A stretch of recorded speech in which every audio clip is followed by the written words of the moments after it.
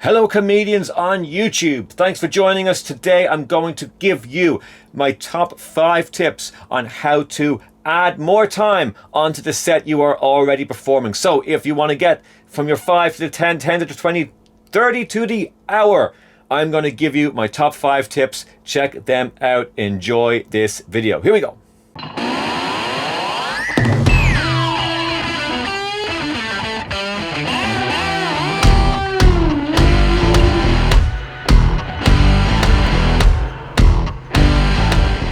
Hello everyone, and a big welcome to another episode of Let's Talk Comedy. My name is Gary Michaels, and each week I upload multiple high quality videos on all things comedy and performance to get you starting in your performing career the best way you can. In this video, I'm going to be talking about how to add more time to the set you are performing. And it doesn't matter if you're only performing a 5-minute set and want to make it a 7, or a 10-minute set and want to make it 20. All of these tips I gave you today can make any length of set that little bit longer, depending on how much material you have. So here are my top 5 tips on how to make a stand-up comedy set longer. So tip number 1 is callbacks. Callbacks are very simply when you are discussing a topic on stage, leave that topic alone to discuss other topics or multiple topics, only to revert back to it all of the sudden spontaneously and get a laugh from it, and then continue on talking in that conversation. Well, how we do this to lengthen a set is your original thought or your original topic. You want to have as much material written on this that you can possibly write. So you have all the material you're going to say in your set. Now you are going to take half of it or a third of it away. You're not going to complete this piece of material. So you're going to leave it unfinished, but you're going to make it look like it's finished, because when you go about talking about a different topic, you are going to mix it so it's like the next part of your set. And if you do this correctly in your writing and with the punchlines, it won't feel any different. People will just accept that you're now talking about a different topic and they'll go along with it.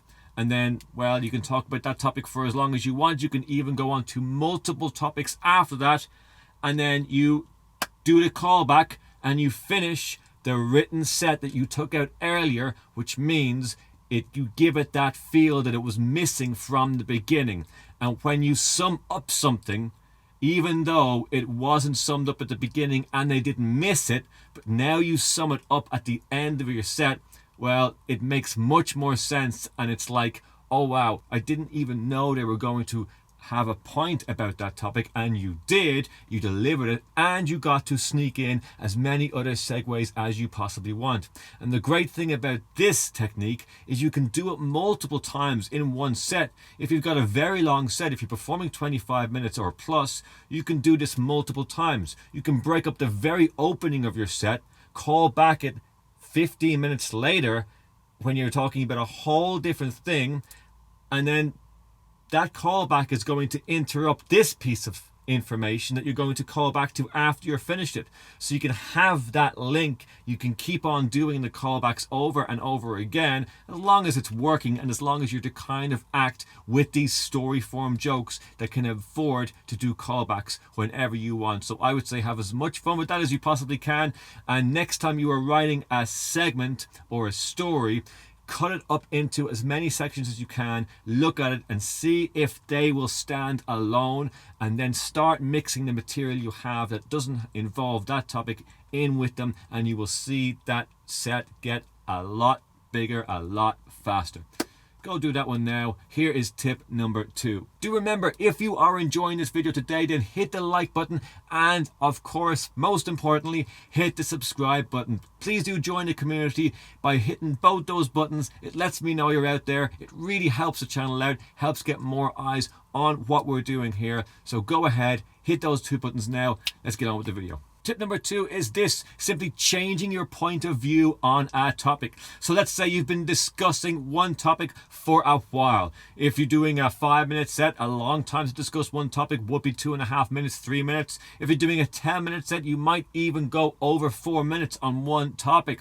Well, if you're giving your point of view on a topic and you finish up with your bits, with your punchlines, and afterwards you say, but on the other hand, and then you tell the audience pretty much you're staying in the same topic, but you're doing it from a completely different point of view, as if this is now what you're telling them how you think. And this is funny, even at default, because you're letting the audience know that you don't even stand by your own convictions. And while in doing so, you get to deliver a whole ton more material on stage rather than just from one point of view. Because sometimes you might hit a little bit of writer's block if you're doing it from one point of view. But if you change your entire perspective on it, well, that opens up all the opposition that you were discussing here is now open to play with and open to discuss.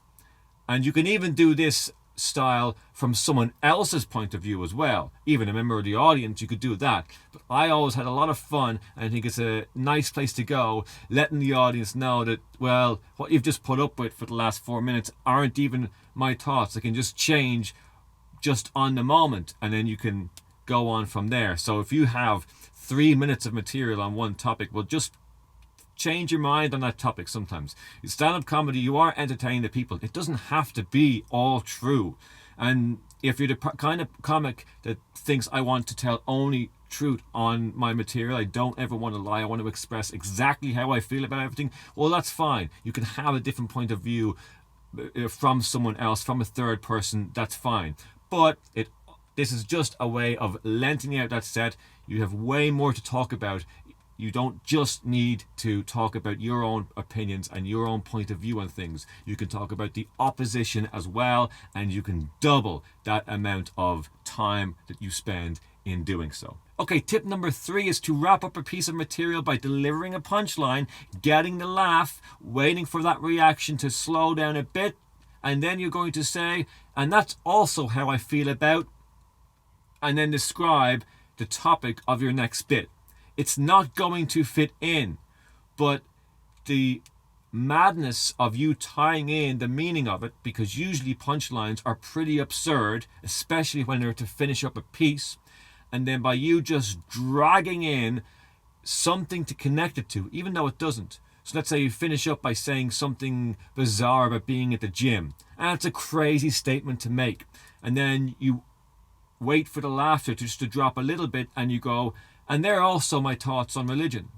Well, it's not going to make sense, and your audience, if you give them only a small bit of time, only have a few seconds to think, what does that mean? What do they mean by that? And then you immediately go into your first bit about that religion topic or whatever topic you want to drag in there and make it look like it connects. And of course, you can have a lot of funny ways in which it connects. You can get to punchline straight away from your bizarre perspective on life, which is already entertaining to an audience. That's why they're listening to you. So you can drag it in, have a bizarre perspective, have a very bizarre reason to why it connects for you, and then you just continue on talking about that topic. And technique number 1 and technique number 3, this one, can be mixed up. So if you want to do callbacks, like I was talking about earlier on, well, you can say after a punchline and after a laugh, that's exactly also what I feel about another topic, drag that in. Well, you can finish this piece and then go back to the callback from the original piece. So you can use these tips to help each other out all the time. You are lengthening on that set, connecting pieces, and now with these 3 tips, you have all of the places you can go, all these bizarre, mad places that don't make sense, but you as the writer, as the person who delivers this material on stage, can connect it all for the audience in a really beautiful way. Here's tip number 4. This technique you have heard me talk about a lot on this channel already, and I use it a lot myself, and it's very simply this: opening up dialogue with the audience and dragging the conversation to where you want it to be.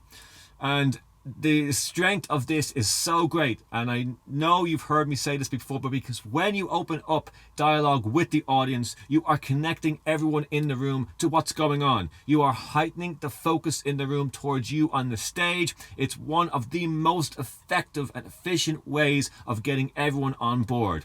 And it does an extra thing here. You finish a piece of material and you want more time on stage, you want to get longer time on stage, well, open up dialogue with the audience based on what you've been talking about. Ask them questions about what it is you've been talking about. And then if that's working out for you and you're having a good time with the audience and they're hot and they're responsive and the laughs are coming consistently, well, keep doing that for a while. And it's up to you whenever you want to bring up another topic to talk to them about, and then go into that topic, your written prepared material, like it's just part of the conversation. And just like that, you're back in control in your written conversation, and you've taken a pit stop along the way to involve them in conversation, get them all energized up again, because that is what talking to an audience does. It energizes them up, because people who aren't even talking to you are pretty much on the edge of their seats thinking, what are they going to say if you pick them?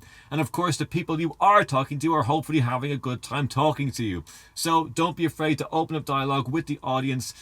Stay there doing that for as long as it's working, and then just before you feel the energy dive, you want to go back into your written material and continue on from there. And of course, the great thing about this is you can have the most bizarre different topics, and even if you don't have a way of connecting them in a set, or you're only figuring out how to connect them in a set, by simply finishing one piece, talking to an audience, and then waiting for the right time, which is ever up to you, then connected to another piece, you can mix two completely different pieces of material together and connect it through talking to the audience. So there you go. Here's tip number 5. This one is a lot of fun to play with. This is simply this: give them an option of topics to talk about. So let's say you have 2 pieces of written material. You're going to give them the option of which one they want to hear, but there is a catch.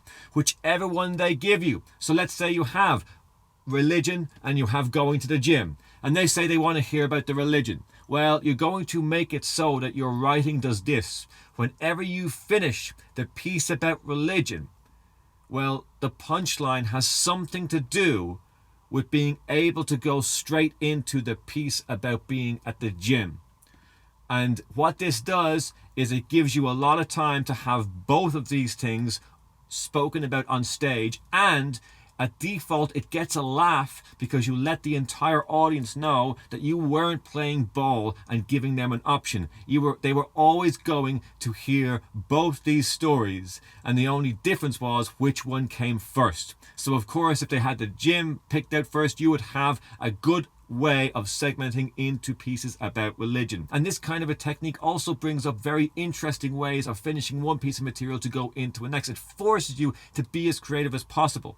And you can see how all of these 5 tips, if you want to play them in with each other, they all add to each other. They can all be linked together, and all the time, as I've said before, you are lengthening the set. So there's 5 ways you can make your set longer. And even if you are not after making your set longer, each of these 5 tips can be played with even in a 5-minute set. You can look at your 5-minute set, pick any of these tips, and see how you can implement it into that set. Even if it's doing callbacks, absolutely, you can do callbacks in a 5-minute set.